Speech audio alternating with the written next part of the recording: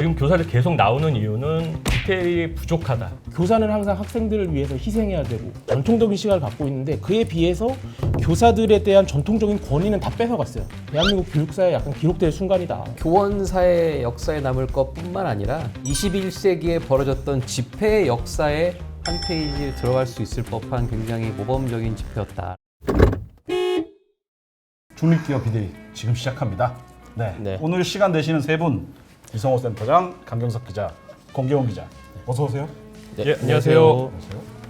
전국을 이제 살펴보기 앞서서 한 주간 국정 지지율 살펴보겠습니다. 권계원 기자, 네. 한 주간 여론 어땠는지 여론조사 결과 짚어주실까요? 네, 먼저 대통령 국정수행 평가부터 짚어보도록 하겠습니다. 여론조사기관 한국갤럽이 지난달 29일부터 31일까지 전국의 만 18세 이상 1,002명 대상으로 조사 진행해서 이제 1일날 발표를 했는데요. 이게 윤석열 대통령의 직무수행 긍정평가가 33%를 기록을 했습니다. 직전 조사보다 1%포인트 내렸고요.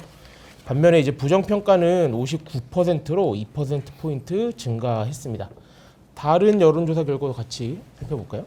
리얼미터가 지난달 28일부터 1일까지 닷새 동안 18세 이상 2,505명을 대상으로 조사한 결과 보면 국정 수행에 대한 긍정평가는 지난주 비해서 2.2%포인트 내려서 35.4%로 집계가 됐습니다. 반면에 부정평가는 1.7%포인트 오른 61.1%를 기록을 했는데요. 이게 보면 두 여론조사가 모두 긍정평가가 하락을 했고 부정평가는 상승했다 이렇게 보시면 될 것 같습니다.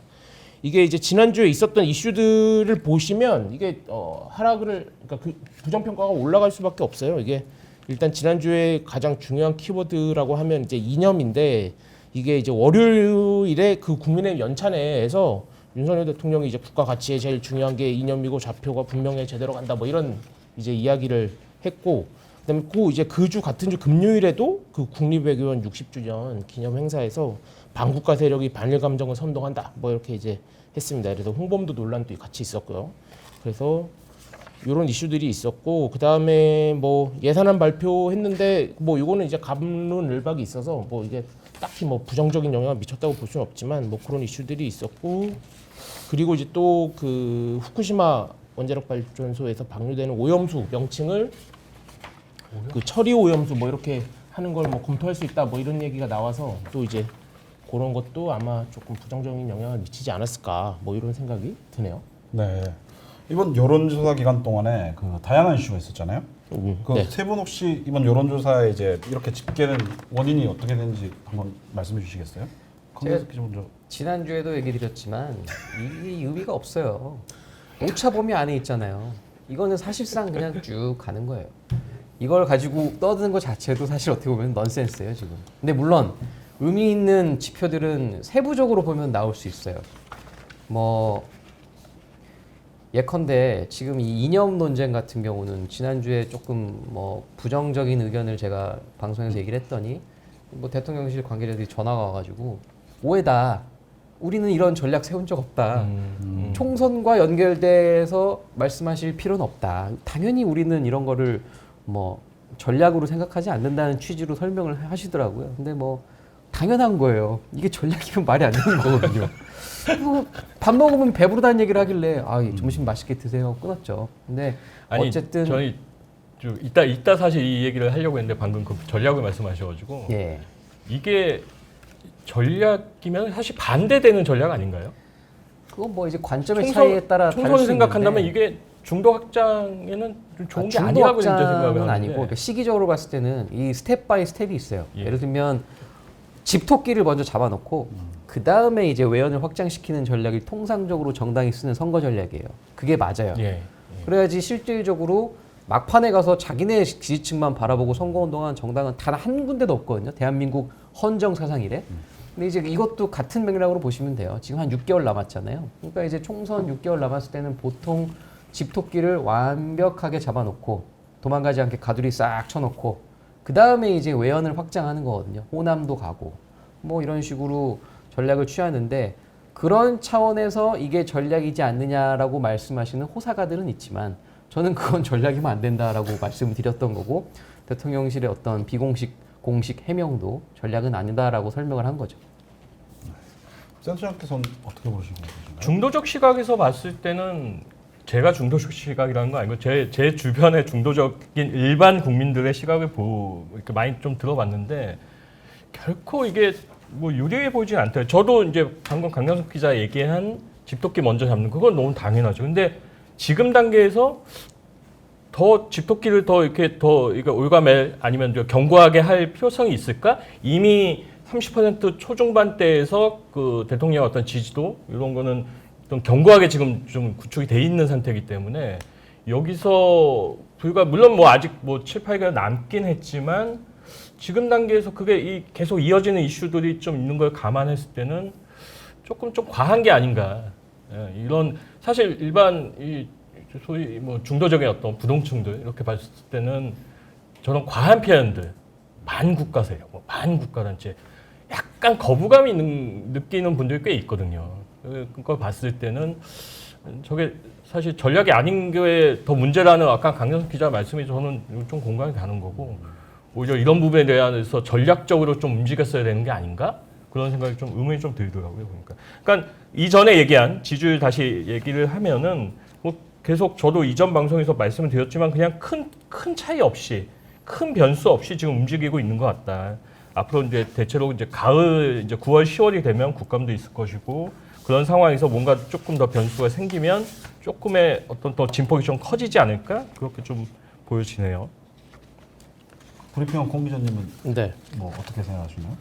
이게 이제 그 한국갤럽 조사를 보면 그 중에 이제 소수 이제 이렇게 부정적인 평가했을 때 왜 이런 평가를 했나 왜 이제 조사를 하는데 거기에 보면 소수 응답으로 이제 새로 나온 게 이념 갈라치기 뭐 이런 응답 항목이 있습니다. 이게 한 2% 정도 나오기는 했는데 기본적으로 이념이라는 단어 자체가 이제 정치권이나 아니면 이런 데서 언급되는 자체가 좀 생소한 거죠. 생소하고 기본적으로 조금 이제 20, 30대들은 이게 왜 논란이 되지라는 좀 약간 근본적인 약간 의문을 좀 갖고 있을 수도 있어서 이런 부분들이 좀 영향을 많이 미치지 않았나. 저도 뭐 개인적으로 보면서 약간 좀 약간 뜬금없다.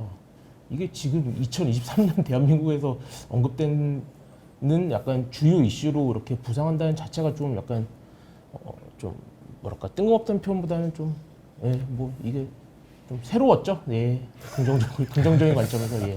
이 마무리가 잘 안 되네. 새로웠습니다. 예. 아니 그러니까 이제 새롭다고 얘기를 해주고 싶어도 새롭지가 않은 거지 지금. 사실 뭐 박스권에서 계속 움직이고 있기 때문에 뭐 급격하게 떨어졌다거나 뭐 급격하게 올라갔다거나 이런 상황이 아니라서 사실 계속 저희 입장에서는 좀 유보적으로 얘기할 수 없는 밖에 없는 그런 상황인 것 같습니다. 앞서 출연자분들에게 어제 저희가 이제 함께 얘기 나누고 싶은 이슈 가지고 와달라고 이제 부탁드렸습니다. 네, 오늘 이슈 중에 제가 먼저 준비한 거 꺼내드리겠습니다.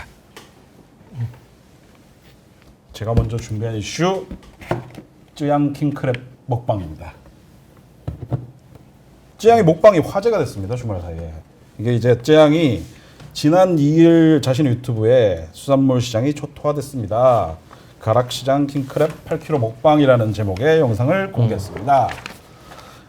이 영상에는 이제 쯔양이 4.6kg짜리, 3.1kg짜리 킹크랩 2마리하고 가리비 500g을 구입해서 먹는 모습이 담겨져 있는데 요날 이제 쯔양은 킹크랩 2마리를 이제 다 먹었고 가리비 전복도 다 먹었습니다. 네. 원래 뭐 많이 먹는 양반이니까 순식간에 먹고 라면까지 끓여 먹고 뭐 시청자들의 이제 식욕을 자극했다라는 게 기본 골조인데 그런데 이제 요새 오염수 방류로 시끌시끌 하잖아요. 수산물 관련해서 이 수산물 안전에 대한 우려가 커지는 가운데 이제 쯔양이 이제 24일 저번 달 24일이죠. 그 오염수를 이제 배출한 날 그 다음 날에 이제 새우장이랑 연어장 먹방을 했었어요. 한번 했군요. 네. 그래가지고 그때도 이제 댓글창이 난리가 났습니다. 그러니까 오염수 지지하느냐 뭐 이런 거 뭐 왜 하느냐 뭐 이런 얘기가 나오다가 그리고 이제 어제 저번 그 다음에 이제 뭐 다른 거 하다가 이제 킹크랩 먹방까지 또 하니까 이제 댓글창에 이제 찬반 의견이 막 터져 나가고 있는 거죠. 이제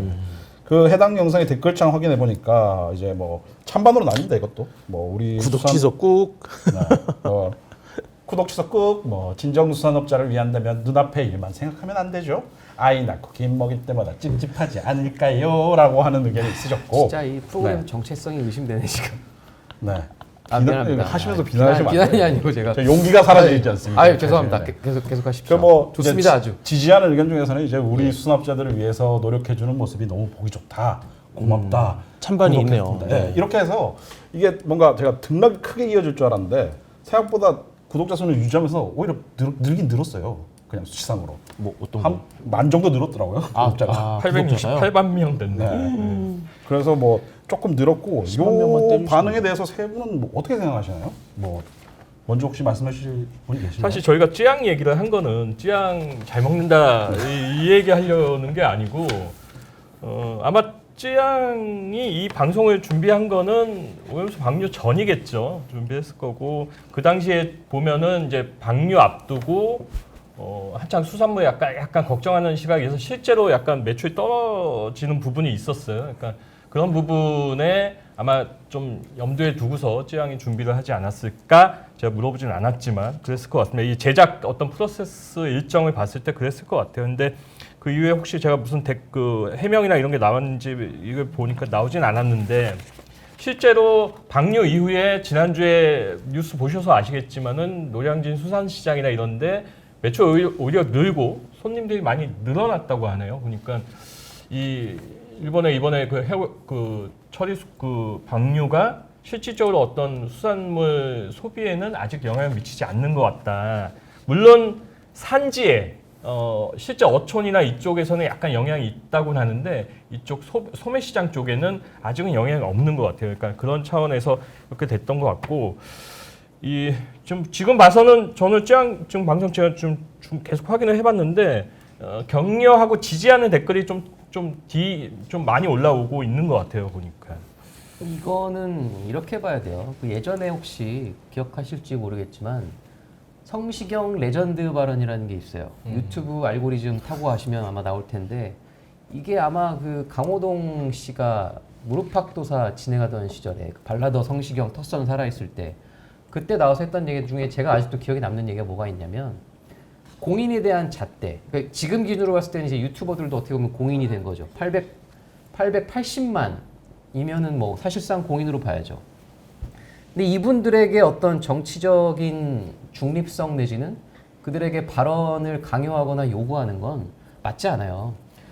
오히려 정치인들은 나와서 앞에선 이렇게 얘기하고 뒤에선 저렇게 하고 이런 사람들이 그렇게 많으면서 연예인, 공인이라는 이유만으로 이 사람들이 나와서 어떤 정치적 발언을 했을 때 비판을 하거나 비난을 하는 건 저는 맞지 않다고 봅니다. 근데 이 찌양 씨도 마찬가지로 먹방 유튜버예요. 먹방 유튜버가 해산물 먹방한 게 뭐가 문제예요? 저는 아무런 문제가 없다고 봐요. 이게 후쿠시마 논란을 떠나서 이 사람이 정치적인 발언을 하거나 개인적인 어떤 의견을 밝혔을 때 이거를 가지고 집단 린치를 하거나 이거에 대해서 옳고 그름을 따지는 거는 맞지 않아요. 그러니까 저는 그 우리 구독자님들 혹시 시간 되시면 그 성시경 레전드 발언 유튜브 가서 한번 검색해 보시면 제가 이렇게 구구절절 설명하는 것보다 그 턱선 살아있는 성시경 씨가 한번 쫙 얘기해 주는 걸 보면 깊은 감동을 받을 겁니다. 그때 꼭 좋아요, 구독 눌러주시고. 갑자기. 권경 기자. 네. 저는 이 지금 요 판넬에 약간 정답이 있다고 생각하는데 이게 기본적으로 그러니까 수산물을 먹는다라는 것과 후쿠시마 오염수 방류를 약간 이렇게 연결시키는 사고 자체가 약간 사실은 이게 상식적이진 않잖아요. 그렇죠. 왜냐하면 모든 수산물이 다 후쿠시마에서 나오는 것도 아니고 사실은 후쿠시마 수산물이 수입도 안 되잖아요. 금지돼. 예, 수입도 금지돼 있고 근데 그것을 연결시키게 만드는 사고 방식을 약간 강제로 어쨌든 그런 것을 이렇게 입력시키는 사람들이 저는 오히려 약간 좀 더 생각을 많이 해보셔야 된다 그런 생각이 좀 드네요. 일단 요거 이제 그 후쿠시마 오염수가 이제 방출된 지가 얼마 안 됐잖아요 아직. 근데 벌써부터 이제 그게 돌아서 오는데 뭐 4년, 뭐 5년 정도 걸린다고 했나요? 2, 3년, 네. 뭐 3, 그런데 지금 벌써부터 이제 뭐 수역에 나고 있는 뭐 해산물 이런 거에 대한 공포가 좀 퍼지고 있으니까 이제 찌양 뭐 요 친구 같은 경우는 제가 이제 팬으로서 구독을 하고 있는데 보통 이제 보면은 이제 뭐 영세 업체나 뭐 그런 시골에 있는 시장 이런 거를 뭐 활성화하기 위해서 되게 그런 콘텐츠들이 되게 많아요. 그래서 실제로 수산 시장이 조금 어렵다는 얘기를 들으니까 이걸 기획을 해서 한 것 같은데 뭐 정치적인 뭐 의도가 있어서 이걸 갖다가 뭐 후쿠시마 수산물을 뭐 홍보하기 위해서 뭐 이런 의도로 했다고 보긴 좀 어렵고요. 이걸 갖다가 이제 저희가 이제 보통 예능은 예능으로 봐라라는 얘기들을 많이 하거든요. 사실 뭐 정치인들이 뭘 하고 뭐 그런 거에 대해서는 뭐 찬반의 논리가 막 생기고 막 그거에 대해서 비난할 수도 있는데 뭐 쯔양은 사실은 이제 예능으로 보는 게 맞아요. 사실 이거 갖다가 막 다 몰려들어서 무슨 비난을 하고 누군가 또 그 지지를 하는 것도 저는 또 이상한 것 같아요. 그것도 뭐 애국이다 뭐 이렇게 하는 게 결국에는 반대편을 끌어모으는 약간 그런 게 아닌가. 그러니까 그런 거죠. 그러니까 그 하여튼 방송이든 연예인의 발언 말이든 예능으로 볼 건 예능으로 보고 정치적 발언으로 볼 건 정치적 발언으로 봐야 된다. 다만 아까 강양석 기자 얘기했듯이 연예인도 정치적 발언 할 수 있죠. 할 수 있고 그거에 대한 또 책임도 지는 거고 공인이니까. 예를 들어서 우리 예전에 뭐 이번에도 그랬죠. 자우림의 김윤아 씨가 뭐 RIP 지구 해가지고 이제 그 오염수 방류에 대해서 이제 좀 강하게 비판을 했는데 그거에 대해서 또 갑론을박이 있었어요. 사실 어떤 과학적 근거 뭐 그런 거를 뭐 제시하지 않고 일단 물론 뭐 본인이 판단을 했겠지만은 그거는 추후에 어떤 결과적으로 봤을 때 뭐 사람들이 평가를 하겠죠. 우리 뭐 너무 잘 알잖아요. 광우병 때 뭐 청산가리 햄버거 뭐 쇠고기 얘기했던 그런 연예인에 대해서 나중에 우리가 어떻게 평가를 합니까? 그 개인을 떠나서 그 발언이 잘못됐고 분명히 좀 물론 그 당시에 그분이 그렇게 판단했을 수도 있겠지만은 결과적으로 이제 모든 팩트가 가려졌을 때 잘못된 발언이었다. 다들 알잖아요. 아마 그런 발언 자체는 충분히 할 수 있고 그 뒤에 평가도 냉정하게 받아야 되는 그래야 되지 않을까 하나요. 그래서 뭐 그때 새우장 연어장 먹방일 때 그때 이제 뭐 일본 업체에 어쨌든 후원을 받아서 만든 거니까 뭐 방송 아이템을 수산물로 잡아달라 이런 게 있지 않았나라고 얘기하는 사람들이 있는데 뭐 그거는 어떻게 생각하시나요? 그거 뭐 그거는 사실 확인이 안 되니까. 체크가 확인이 안 안 되죠. 된 상태에서 얘기하는 건 아무 의미가 없어요. 맞습니다. 네. 그 연어장 얘기가 나와서 그런데 이게 수산물을 먹는다라는 행위 자체랑 후쿠시마를 연결시키도록 이렇게 의도한 사람들이 잘못이 있다고 저는 생각해요. 기본적으로. 왜냐면 연어는 심지어 우리나라에서 잡히지도 않아요. 거긴 다 노르웨이로 수입해 오는 건데 거기가 훨씬 더 깨끗하다 이러면서 오히려 연어 많이 드세요 이래야 되는데 예? 수산물 먹는 게 무섭다 뭐 이런 식의 약간 생각을 확대시키는 건 어떻게 보면은 좀 저는 그게 약간 오히려 그 어민들 입장에서는 더 약간 분노해야 될 포인트가 아닌가 그렇게 생각합니다. 네, 저도 이거에 대해서는 뭐 비난도 칭찬도 할 필요는 없는 게 뭐 이게 정치 의사를 밝힌 게 아니니까요. 본인이 먹으면서 뭐 후쿠시마 수산물 많이 해주세요 뭐 이렇게 했다든지 뭐 김윤아 씨가 했던 것처럼 뭐 약간 그런 정치적인 이야기를 제대로 한 게 아니고 그냥 먹방한 거니까요. 뭐 그런 면에서 봤을 때는 문제가 없지 않나라는 생각이 좀 들고 뭐 정영진 신세계 부회장이 또 그 수산물 방류 이후에 또 한참 동안 또 그 수산물 먹방을 또 인스타에 계속 올렸잖아요. 그거는 혹시 보셨나요? 그거? 저는 짤로만 봤는데 네. 그거를 이제 이제 아는 사람이 이제 그쪽에서 일을 하시는데 그쪽에서 일을 그러니까 신세계 쪽에서 네. 일을 하시는데 그게 올라올 때마다 너무 가슴이 벌렁벌렁하고 약간 무섭답니다. 그러니까 그 이제 유통기업인데 이제 그런 거 올리고 하니까 불매가 일어날까. 재계 이번에 논란 있고 나서 재계 총수들이 약간 릴레이식으로 그건 했었어요. 네, 그러니까 물론 뭐 정영진 부회장 같은 경우는 뭐 인플루언서니까 본인이 계속 SNS 활용을 하는데 재계 총수들이 약간 이제 구내시장에서 수산물을 한다든지 수산물의 어떤 그 구입을 한다든지 그런 거를 뭐 SNS 올리고 회사 SNS 올리고 그런 걸 릴레이식으로 좀 했기 때문에 뭐 그런 차원일 수도 있고 뭐 너무 제가 뭐 신세계 걱정할 건 아닌데 그런 불면도까지 할 건 아니지 않을까 그런 생각이 좀 드네요. 네. 그 다음 이슈 그 얘기해 보시죠. 네. 센터장님 준비한 이슈. 제가 준비한 거는 여기 없는데요? 여기 있었습니다. 네. 아 역시 그래도 역시 거꾸로 하루에 보신 거 아니죠? 하나씩은 꼭 무슨 문제가 생기는 거니까. 예, 어제였죠? 예, 그 공교육 멈춤의 날. 다 지금 뭐 한 달 넘게 지금 이 상황이 계속되고 있는데 어제가 안타깝게 세상을 떠난 서희초 교사의 49제였습니다. 그거에 맞춰가지고 전국의 교사분들이 연가나 병가를 내고 집회 학교에 이제 나가지 않으시고 집회에 참석을 했고요. 지금 보시는 화면은 지난 토요일 집회입니다. 예, 국회 앞에서 주최 측 추산 20만 명, 경찰 추산 10만 명 정도 상당히 많이 모인 집회입니다. 저 집회에 이어서 이제 월요일 날 이틀 뒤에 이제 어제 49제에 맞춰가지고 전국적으로 집회가 있었고 한 10만 명, 전국적으로 한 10만 명, 서울에서 한 4만 명 정도 집회가 있었습니다. 이번 그러니까 토요 집회와 다르게 좀 더 주목을 받은 거는 교육부가 집단적인 연가를 낸다든지 학교가 휴업을 한다든지 하면 징계를 하겠다고 지금 예고를 해놓은 상태였기 때문에 그 부분에 대해서 계속 논란이 좀 있었습니다. 실제로 그 징계 예고뿐만이 아니라 공교롭게 그런 것 때문에 조금 당초에는 한 10,000명? 왜냐하면 이제 평일이고 수업을 또 하지 못하고 선생님들이 나오셔야 되기 때문에 한 10,000명 정도 참석하지 않을까? 전국적으로는 한 2, 3만 명. 근데 공교롭게 지난 한 4, 5일간에 3분의 선생님이 또 극단적인 선택을 하셨어요. 물론 케이스는 다 하나하나씩 봐야 되겠지만 학부모의 민원이 좀 연관이 돼 있는 걸로 보이는 어떤 죽음도 있었기 때문에 그런 게 좀 연계가 되면서 이 집회 참석 인원이 좀 많이 늘어난 걸로 지금 분석이 되고 있습니다. 서울에만 한 4만 명 모였는데 대부분 이제 초등학교 교사일 거고요.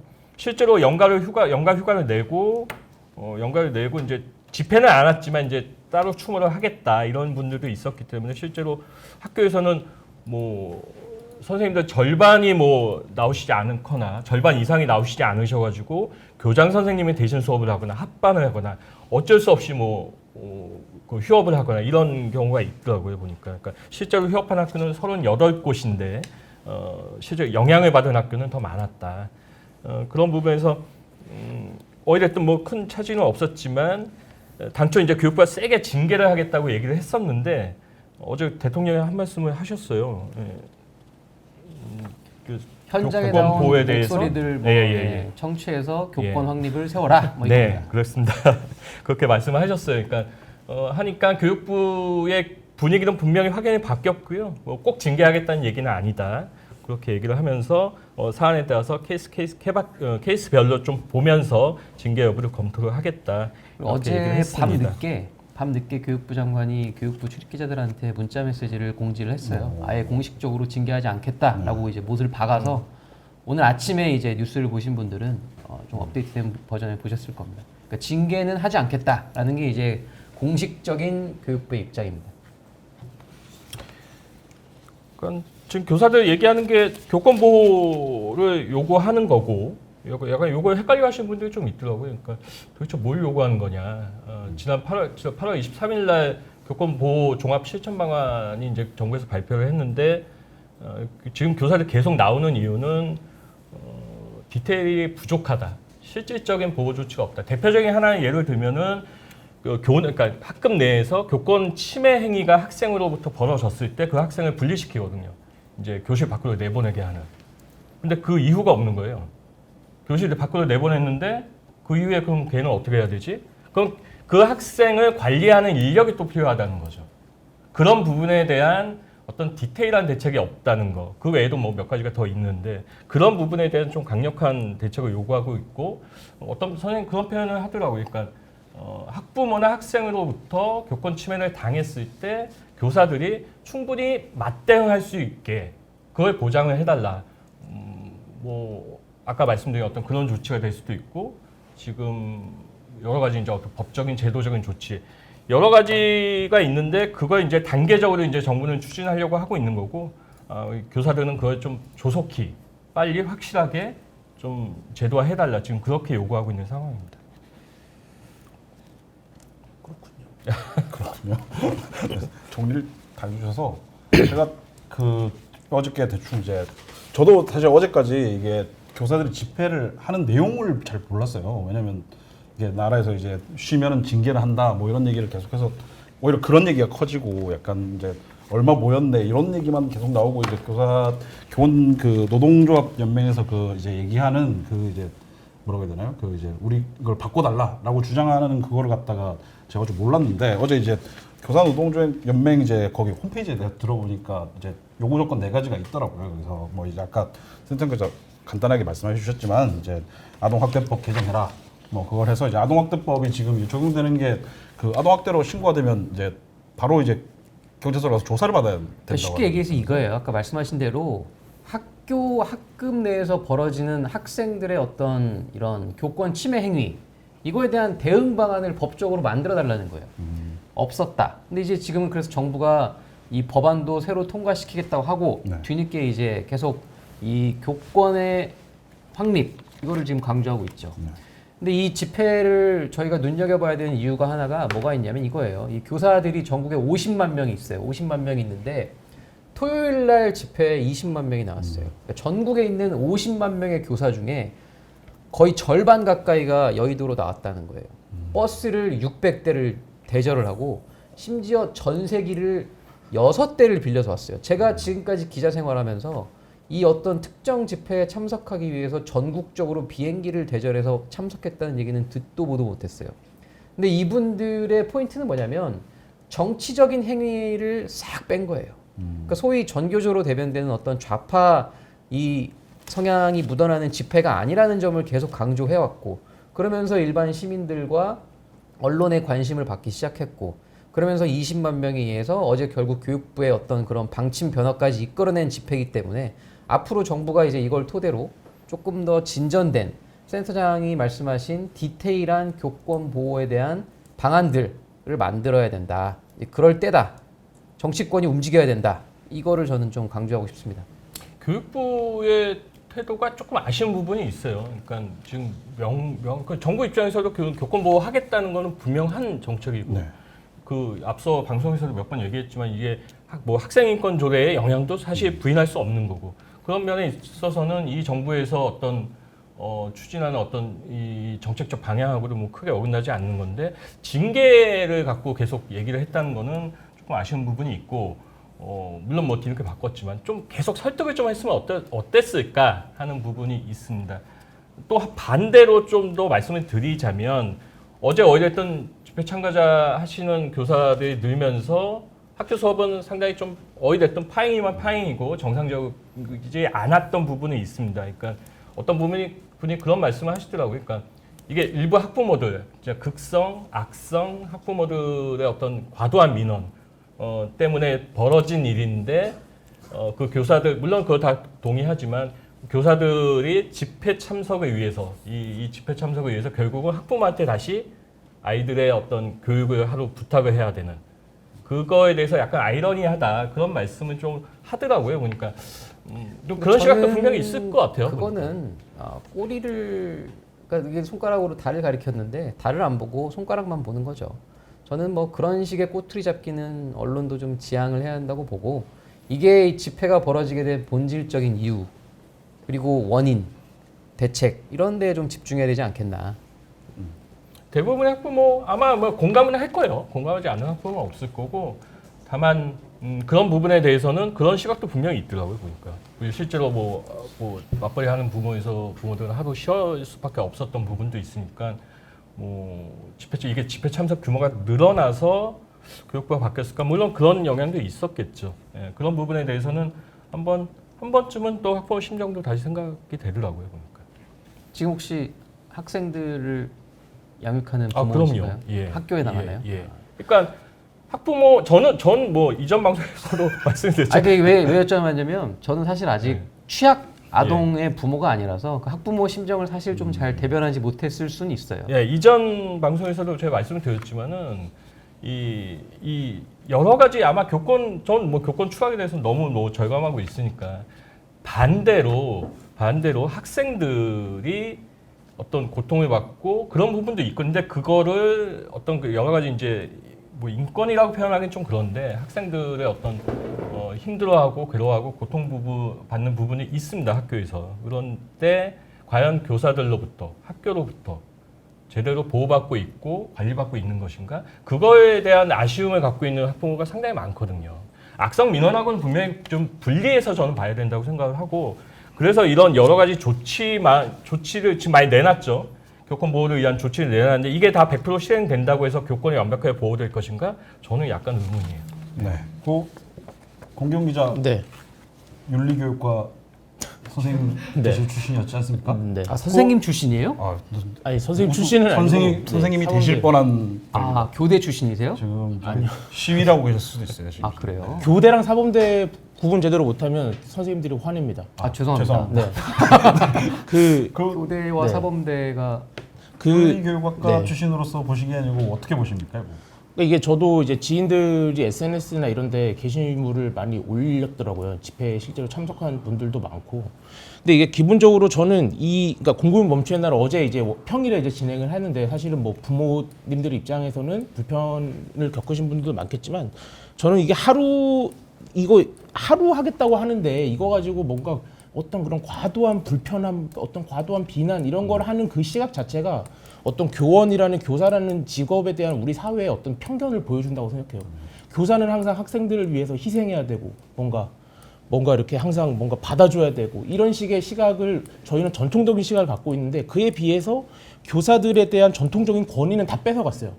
쉽게 말하면 대책에서 그 치매 행위를 했을 때 뭐 교실 밖으로 내보낼 수 있다 이랬을 때 사람들 반응이 뭐냐면 뭐 물론 뭐 그렇게 생각하지 않으시는 분들도 계시겠지만 이거를 이렇게 명시해줘야 할 수 있다고 이런 반응들이 되게 많았거든요. 그러니까 그런 전통적인 권위들은 다 뺏어갔으면서 교사들에게 전통적으로 요구되고 있던 그런 역할은 동일하게 요구를 한단 말이죠. 이거는 상식적으로 말이 안 되는 거예요. 그래서 그런 것들을 균등하게 잡아줘야 될 필요가 있고 교사들이 그걸 현장에서 더 이렇게 직접적으로 느끼고 있을 거기 때문에 이렇게 많은 사람들이 나왔다고 생각을 하고 어쨌든 주말 집회 뭐 아까 강성석 기자도 얘기하셨지만 저는 이게 대한민국 교육사에 약간 기록될 순간이다. 이렇게 교사들이 교원단체가 심지어 주최를 하지도 않은 행사에 이렇게 많은 사람들이 나와서 그렇게 공감을 하고 얘기를 했다는 자체가 이건 뭐 교원사의 역사에 남을 것뿐만 아니라 집회 어떤 21세기에 벌어졌던 집회 역사에 한 페이지에 들어갈 수 있을 법한 굉장히 모범적인 집회였다라고 저는 평가하고 싶습니다. 실제로 학부모들 반응도 이제 뭐 당일날 일일 강사를 지원한다든지 뭐 아니면 체험학습 신청을 하면 이제 그걸 학생을 이제 학교를 안 보내고 안 뭐 보내도 약간 되죠. 그런 물론 혼란은 좀 있었어요. 그러니까 사전에 공지를 하고 교육부 차원에서 어떤 정리돼 있는 지침을 내려줬으면 훨씬 쉽게 정리가 됐을 거예요. 이게 이제 계속 그게 없다 그게 보니까 없었죠. 줄다리기를 계속 네, 하면서 이게 전국 약간 뭐 시도교육청별로 다 다르고 학교마다 다르고 징계한다 그러고 이러니까 이제 막 혼란이 좀 생긴 거예요. 그 약간 징계를 계속 한다고 하면서 이제 선생님들도 이제 뭐 처음에 그냥 안 가도 되지 않을까 했던 분들까지도 나중에 좀 이제 불쏘시개처럼 이게 하는 그러니까 의견들이 좀 있어요. 이게 보면. 방금 말씀 잘하셨는데 교육부가 뭔가 이걸 사전에 오케이를 해줘가지고 좀 정리를 해줬으면 좋았는데 이 정부라는 것 자체가 이 집단적인 행동을 뭔가 이 터부시하는 거죠. 특히나 교원들, 공무원들 이게 이런 부분에 하다 보니까 끝까지 징계만 얘기하다가 결국은 프로그램이 네. 이제 중립기여라 이런 얘기를 해도 되는지 모르겠는데 교육부의 실책이에요. 이건 엄연한 명백한 교육부의 실책이에요. 근데 이제 교육부 장관의 과거 발언들, 존경하는 대통령님의 교육 정책을 본받고 싶다라고 하는 발언들 이런 걸 비춰봤을 때 이게 과연 정책을 제대로 이게 지금 중심을 잡고 끌고 가고 있느냐 이런 거에 대한 사실 의문도 좀 없지 않아 있어요. 물론 중립적으로 말씀을 드리고 싶지만 네, 어제 상황이 바뀌는 데 있어서 이제 이주 그 부총리 겸 그 교육부 장관께서 이제 그 추도식에 오셔서 그 이제 10초간 눈물을 흘리면서 이제 화해 제스처를 보이나 싶었는데 또 그때는 뭐 그 징계에 대해서 좀 유보적인 입장을 내비치면서 교사들한테 이제 비난을 받으면서 퇴장을 했어요. 그리고 이제 근데 이제 어젯밤 대통령실에서 이제 이야기가 나오니까 이게 바뀐 거 바뀌었죠. 아니냐? 바뀌었어요. 라는 것 때문에 이제 그 교사분들은 더 이제 네. 좀 화를 내거나 그러니까 이게 대통령실- 왜 그렇게 되냐? 그러니까 계속 그렇게 강경책으로 가다가 왜 대통령실에서 그 멘트 하나 했다고 이제 그렇게 뒤집냐? 약간 이런 얘기들이 있더라고요. 그리고 이거를 밤 10시 넘어서 공지한다는 것 자체가 이게 지금 정상적인 프로세스는 아니에요. 공무원들 몇 시에 퇴근해요? 몇 시에 퇴근해요? 공무원들요? 네. 공무원 적이 없어가지고. 뭐 6시, 7시면 퇴근하잖아요. 밤 10시에 이거를 공지를 하는 기관은 뭐 거의 북한 미사일 쏘지 않는 이상 뭐 이렇게 늦게 공지하는 경우는 흔치 않아요. 그 이제 다음 이슈 이제 강경석 기자께서 준비하신 이슈죠? 네, 네. 이게 조금 논란이 됐죠. 자, 우리 존경하는 윤미향 의원님. 존경하시나요? 저는 모든 의원님들 존경합니다. 그 항상 대정부 질문, 뭐 국회 상위 보면 의원님들 항상 얘기하는 이 첫 마디가 이거예요. 존경하는. 저도 존경합니다.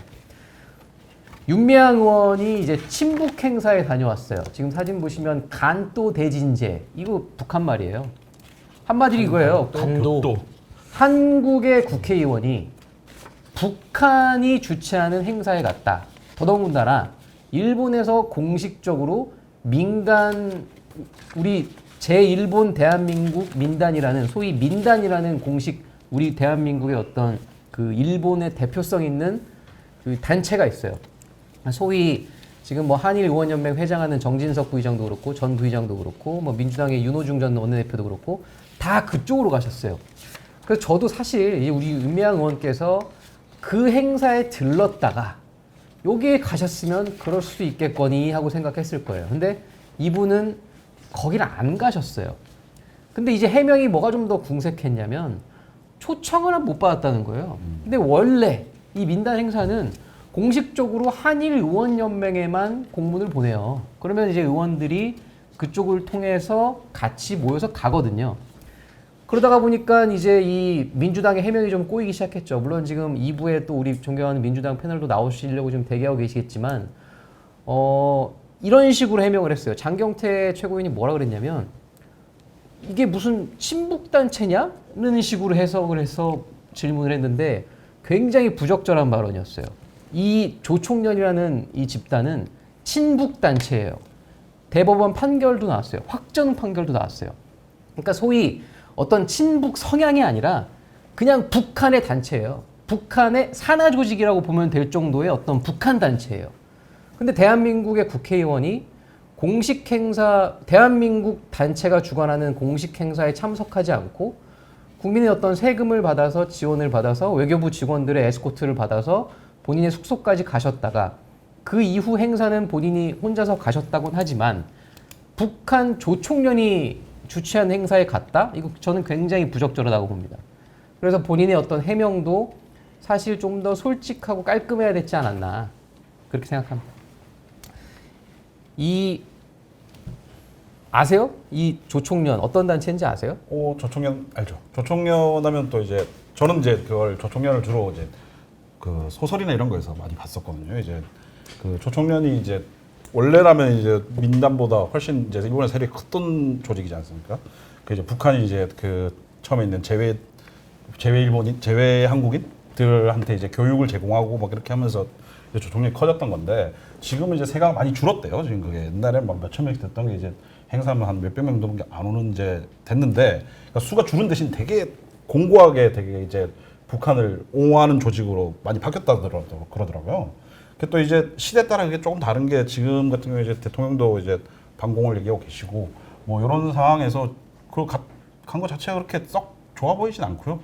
뭐 이제 화합의 시대 뭐 이럴 때는 뭐 같이 이제 행사를 하고 막 이랬었는데 요새는 이제 행사를 따로 한다니까 그럴 때는 사실은 선택의 여지가 있으면은 뭐 저희 쪽에 더 가까운 곳에 가는 게 맞지 않나라는 생각인데 이게 이제 두 가지 기점인 거죠. 이게 그 노동당하고 관련을 많이 가진 이제 그런 조직을 행사를 가는 게 맞냐 국회의원이 그리고 또 그것도 있어요. 일본에 갔을 때 이게 의전을 요구를 했다.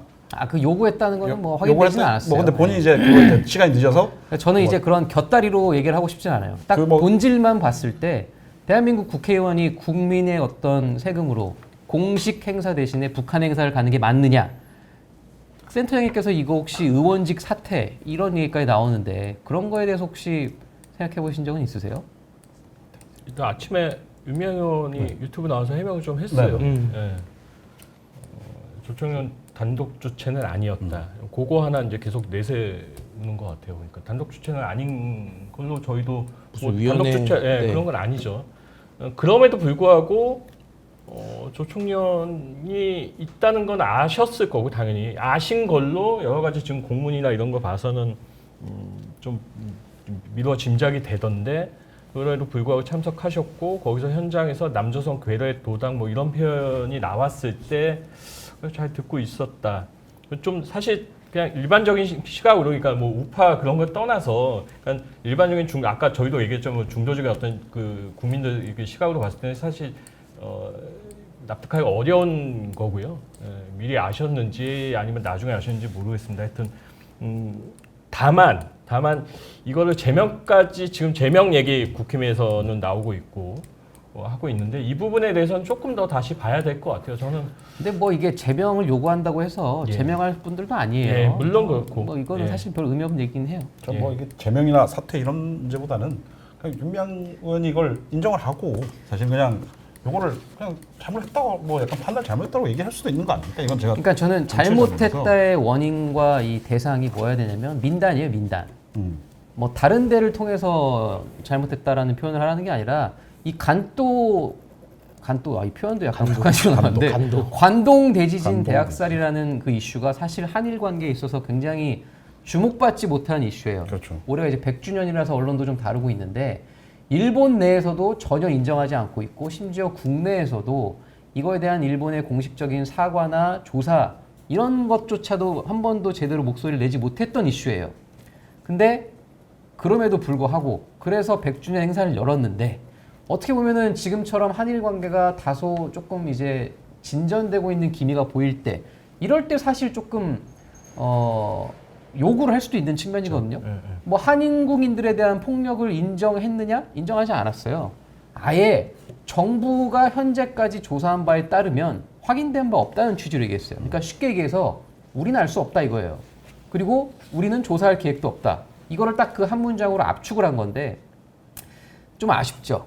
지금 같은 시기에 어떻게 보면은 조금 이런 논란거리를 만들기보다는 일본 정부에 우리가 어떻게 요구를 하고 뭘 요구를 해야 될지를 논의해야 될 시점에 이 국회의원이 이 행사를 안 가고 저 행사를 갔는데 이걸 가지고 떠들고 있는 게 사실 굉장히 소모적인 거라고 저는 보는 거예요. 그러니까 이 시점에서 진상규명이나 어떤 진상규명 결과에 따른 어떤 적절한 후속 조치 그렇죠. 이런 거가 네. 사실 이 시점에서 중요한. 그게 더 중요하죠. 예, 지금. 예. 그러니까 민단에서 이번에 그 유미양 의원 그 참석 얘기한 것도 어떤 일본 내 어떤 그 한인 조직 사회를 갈라치겠다 이렇게 좀 비판을 하더라고요. 그러니까 그걸 우려하기도 하고 그 부분이 좀 많이 아쉬운 거긴 합니다. 이런 부분에 대한 깊이 있는 생각을 하지 못한 부분 좀 아쉽더라고요. 공 기자님 뭐 어떻게 보세요 이거? 저는 이게 결과적으로는 윤미향 의원이 이 정권을 도와준 셈이 되었다. 이게 왜냐하면 이제 윤석열 대통령이 이제 이념 관련된 얘기를 하면서 이제 뭐 그런 했는데 아까도 제가 말씀드렸지만 이게 좀 뜬금없는 얘기 아닌가? 이런 생각들을 국민들이 갖고 있었을 텐데 이게 윤미향 의원이 여기 참석을 해서 논란이 되면서 약간 그렇구나 약간 우리 대통령이 옳은 말씀을 해서 이렇게 생각하는 사람도 생기지 않았을까요? 약간 근데 이게 또 민주당 입장에서 좀 억울할 수 있는 게 보통 이제 이런 국외 엄밀히 행사를 갈 말하면 이분은 이제 때는 무소속이시니까. 네, 이게 보통 당 대표나 뭐 원내대표, 원내 행정국 이런 쪽에 어떤 필터를 한번 받아요.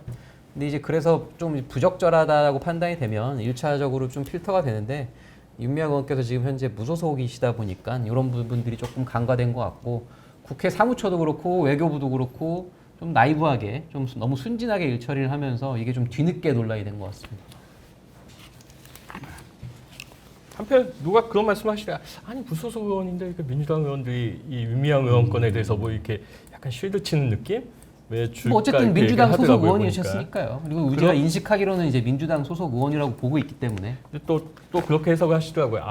쉴드 치는 게 아니고 적절하게 지금 거리 유지하는 거다. 사실 공식적인 그런 코멘트는 안 나왔어요. 보니까 장경태 의원이 아까 그 말씀도 아침 라디오에서 사실 네, 말씀하신 어제인지 거잖아요. 오늘인지 예, 아마 어제 라디오에서 아마 했을 겁니다. 얘기했고 장경태 의원이 그 질문에 뭔가 저는 느낌은 이제 그 아버지가 말하지 못하는 약간 그 느낌이 와요. 조총회라고 얘기하지 못하는 그런 느낌을 주시면서 뭐 민주당이 뭐 그러면은 뭐 공화당 행사에 참석하고 이런 말씀 약간 좀 궤변이죠. 예, 이거 맞지 않더라고요. 지금 어떻게 보면 사실 공식적으로 쉴드를 치지 못하고 있는 이 윤미향 의원을 두둔하거나 지지하거나 뭐 그렇게 할 수 없는 상황인 거죠. 그러니까 적절하게 제가 봤을 때는 이거는 거리 유지를 하고 민주당 입장에서는 물론 국힘에서는 뭐 계속 문제 제기를 하겠지만 제가 봤을 때 윤미향 의원이 이걸 갖고 사과할 것 같지는 않고 그냥 좀 이렇게 가다가 좀 이렇게 접어들지 않을까 그렇게 보이더라고요. 네, 윤미향 의원 관련 논란은 뭐 앞으로 좀 이어질 것 같죠? 네, 이어질 것 같으니 이제 기회가 되면 한번 더 다뤄보도록 하겠습니다. 이제 다음은 이제 공 기자님이 준비한 자, 대장동 수사 관련해서 새로운 이슈가 또 보도가 됐습니다. 화천대유 대주주인 이제 김만배 씨죠. 김만배 씨가 신학림 씨 전 언론노조 위원장 이분을 통해서 허위 사실이 담긴 인터뷰를 보도하도록 하고 그 대가로 약 1억 6천여만 원을 건넸다. 이런 이제 의혹이 불거진 건데요. 이게 이제 사실 들으면 이게 무슨 얘기지 이렇게 생각하실 수 있는데 이게 한 2022년 3월 대선 직전으로 이제 거슬러 올라갈 필요가 있습니다. 이게 이제 그때 기억하시는 분들이 계실 텐데 그때 당시에 뭐 대장동 이슈 관련해서 뭐 계속 보도가 이어지고 있었는데 그때 갑자기 뜬금없이 부산저축은행 사건 이 무마 의혹 과정에 윤석열 이제 그 당시에 이제 대검 중수 이과장이었나요? 그 윤석열 검사가 주임 검사였는데 이 대출 브로커인 조모 씨를 조사한 다음에 이제 수사를 무마했다. 이런 얘기가 갑자기 보도가 됐어요. 그래서 그때 아마 많은 기자들이 보면서 약간 이거 뭐지? 약간 뜬금없네? 이런 얘기를 했었는데 이게 알고 보니까 이제 그 당시에 요 보도된 언론사에 있었던 게 이제 저 신학림 전 위원장이고 그 사람이 인터뷰를 한 사람이 김만배다. 그래서 김만배가 거기서 이제 허위 사실 담긴 인터뷰를 하고 그 대가로 돈을 건넸다. 요런 이제 얘기가 나온 겁니다. 그래서 사실 저도 개인적으로는 이걸 보면서 이게 약간 그 당시에 약간 좀 뜬금없었던 인터뷰가 이런 배경이 있었나? 약간 좀 개인적으로는 좀 놀라웠고 그래서 이제 검찰 쪽의 이야기를 들어보면 그 녹취된 목소리의 주인공이 김만배이고 이거를 녹취한 시점은 2021년 9월이다. 그래서 그거를 대선 사흘 전인 3월에 언론에 보도를 했다. 이렇게 이제 검찰이 보고 있는 거고 그래서 이제 짜여진 각본대로 이제 한 거고 공작이다. 이런 게 이제 검찰의 시각이고 그래서 이제 그러한 내용 혐의로 이제 1일에 신학림 전 위원장에 대한 압수수색을 진행을 했죠. 근데 이제 이게 여기까지는 괜찮았어요. 괜찮은 게 여기까지 이제 진행이 됐는데 그 1일 오후에 이 신 전 위원장이 기자들을 만나서 그 자택 인근에서 또 뭐 얘기를 하는데 이게 사실은 개인적으로는 약간 오히려 약간 더 논란을 부추긴 셈이 됐는데 거기서 한 얘기가 1억 6천만 원은 책 한 묶음인 3권을 판 명목으로 받은 것이다. 그래서 자기는 이게 비싸다고 생각하지 않는다. 뭐 이게 지금 남아있는 판본이 거의 없다.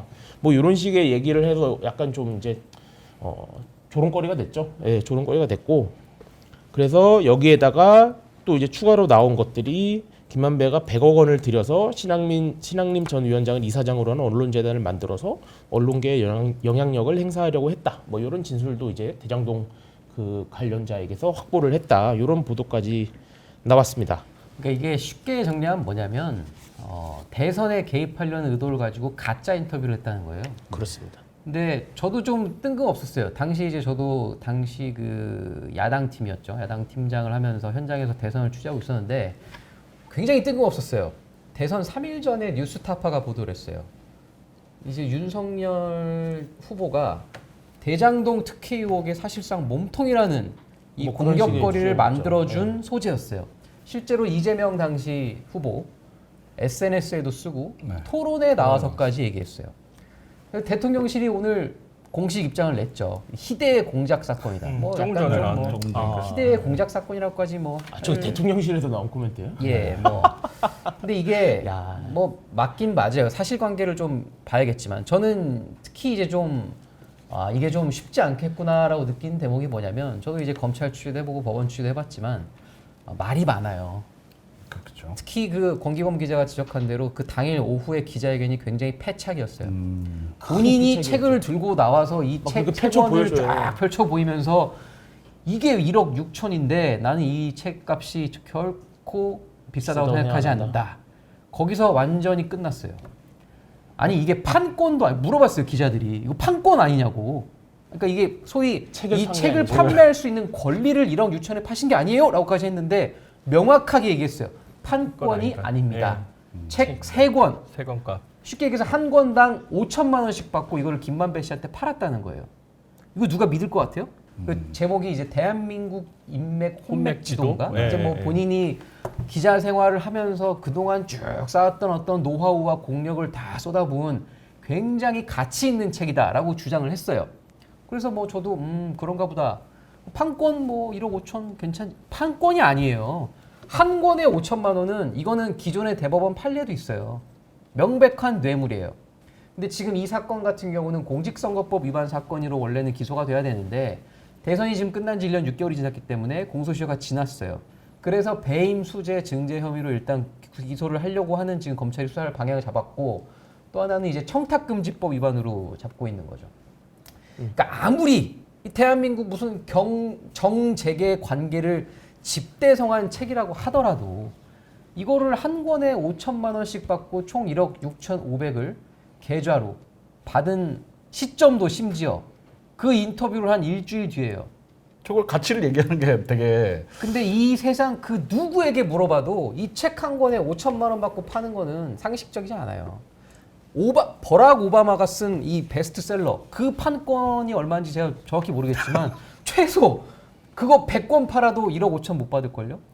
그 약간 변명이 좀 옹색했죠. 약간 그게 뭐 그러니까 이게 저는 이 굉장히 좀 패착이구나 싶은 지점이 뭐냐면 신학림 전 위원장이 굉장히 구체적으로 계약서를 공개하고 본인의 어떤 압수수색 영장에 나와 있는 혐의 사실까지 쭉 공개를 하면서 이 일시까지 특정을 했어요. 근데 뉴스타파가 그날 오후에 다시 한번 사실관계를 짚어줘요. 우리가 언제 이거를 제보를 받았고 신학림 전 위원장은 이 뉴스를 보도를 결정할 수 있는 위치에는 없었다. 그러니까 쉽게 얘기해서 인터뷰를 해서 제보를 한 사람이지 이 사람이 이거를 보도한 사람은 아니라고 뉴스타파가 해명을 해준 거예요. 근데 이게 통상 어떤 식의 이걸로 보이냐면 미리 말을 맞추는 게 아닌가라고 보이는 대목도 있어요. 어떻게 보면 사인을 주고받는 거예요. 공개적으로. 나는 이거다. 너는 이거지 않냐? 그럼 이쪽에서 나도 이거다. 너는 이거였지 않냐? 이렇게 가는 거예요. 이게 통상적인 어떤 이런 정치 사건, 뇌물 사건, 물증이 많이 없는 사건 같은 경우에는 진술만 의존해서 기소해야 되는 경우가 많기 때문에 통상적으로 법원에서도 사법부에서도 이 진술의 일관성을 봐요. 이게 이 사람 말이 쭉 일관되게 가고 이 사람 말도 쭉 일관되게 가면 그거를 신뢰하는 경향이 있어요. 근데 아마 이 사건도 그런 식으로 흘러갈 가능성이 있기 때문에 이 관계자들이 사전에 어떤 사실관계를 정리하고 있는 단계에서 공개 기자회견도 하고 그런 해명도 내놓은 게 아닌가라고 저는 추측해 봅니다.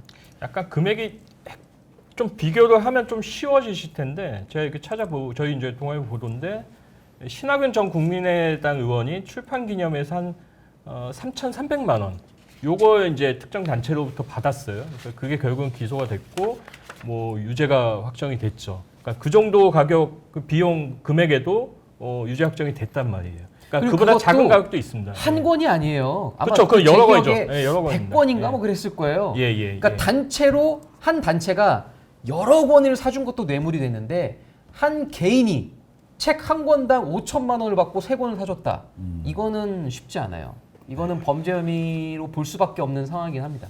그러니까 이렇게 해명을 하지 않으면 안 될 정도로 약간 궁지에 몰렸다라고 아마 이 신전 위원장은 생각을 한 것 같아요. 그러니까 뭐 말을 맞췄는지 안 맞췄는지 그거는 뭐 지금 단계에서는 알 수 없지만 이게 그러니까 이런 식으로 해명을 하니까 이제 막 언론에서 아니 이게 보서 막 님의 침묵 초판본보다 더 비싼 책이 있다 뭐 이러면서 이제 막 이게 괜한 이렇게 더 이렇게 두 배 세 배로 공격을 받는 걸 보면 근데 뭐 이게 인지가 없으신 분들이 아니고 이게 충분히 약간 좀 말이 안 되는 걸 알고 있었을 텐데 이렇게 해명을 한 걸 보면 이미 이제 수사를 받아서 뭔가 약간 재판을 받고 이런 데서 이제 혐의가 인정되지 않는다 이런 거에 대한 약간 염두까지 이미 두고 있는 거 아닌가. 그러니까 본인들은 뭐 본인들이 알고 이게 있겠죠. 계속 보도가 나오는 게 김만배 씨 증언들이 지금 새로 계속 보도가 되고 있어요.